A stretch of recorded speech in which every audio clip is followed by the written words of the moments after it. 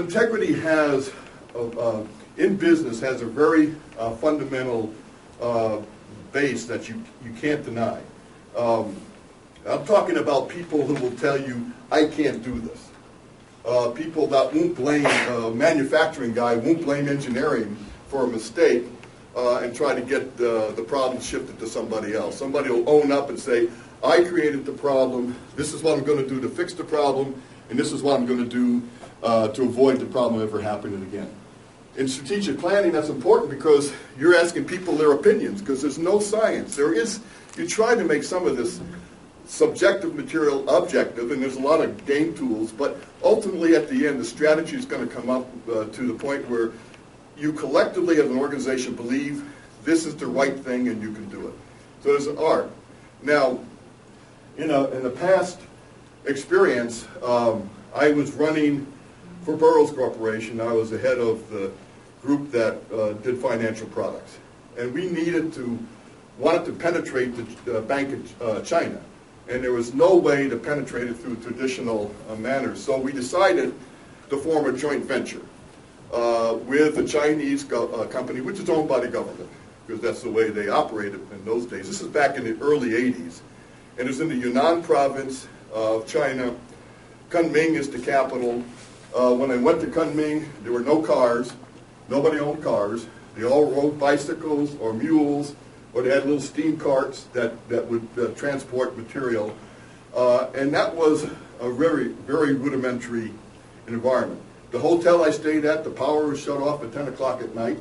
So that was it. I mean, pitch black. There was no emergency lights, that would go on when the power was lost. It was pitch black, and what was even worse was that when the cisterns on top of the building were drained of water, there was no power on to repump the water back up. So if you wanted to take a shower in the morning, you had to get up very early, or the water would be gone. And you also didn't want to be the first person to take a shower after the cisterns had been emptied and filled up again. You didn't want to be that person. So there was an environment that was much different than the environment I came from. High tech, high standard of living. We all had multiple cars, stuff like that.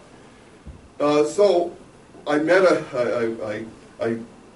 spent some time with the company that we were going to form the joint venture with. And they had failed the two previous joint ventures, and I had to know why they failed so we wouldn't repeat the mistake. The first joint venture they had was with a Japanese company, and the Japanese at that time looked down on the Chinese as inferior people. And there was not a trust that was built up between them. And over time, when the Japanese were supposed to send parts to the joint venture for them to use, the parts were typically used parts, secondary parts that came out of rejects from their production. They just dumped on the Chinese.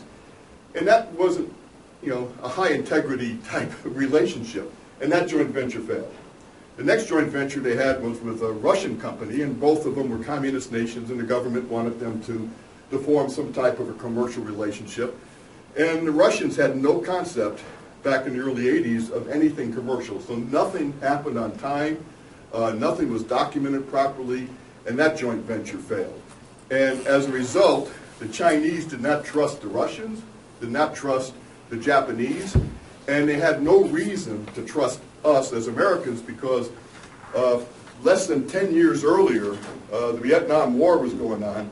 Yunnan province is just north of Vietnam, and the materials that the Chinese were providing to the North Vietnamese, both manpower and equipment, was coming from Yunnan. So there was a little bit of distrust. So we set a goal at the beginning that we had to build their trust immediately, and the best time to build trust is up front in a relationship.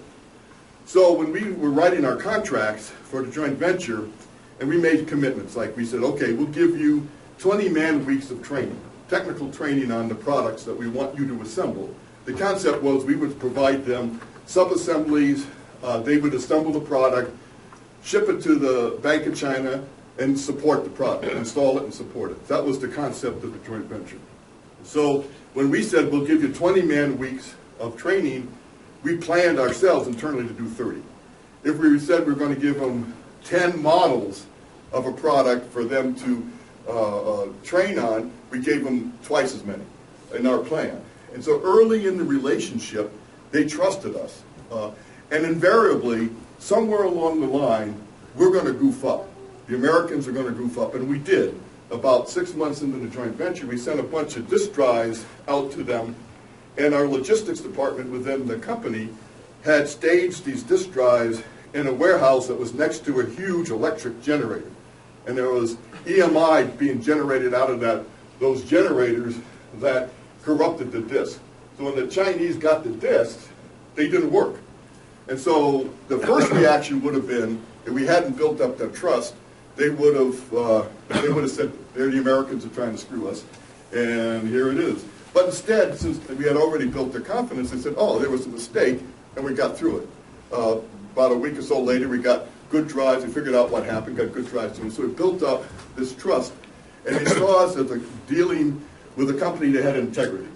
And that was a very important factor in any type of business relationship, is the integrity. Whether it's you're in a large corporation and you're dealing with another department, or whether you're dealing in a joint venture or with a customer, integrity is extremely important.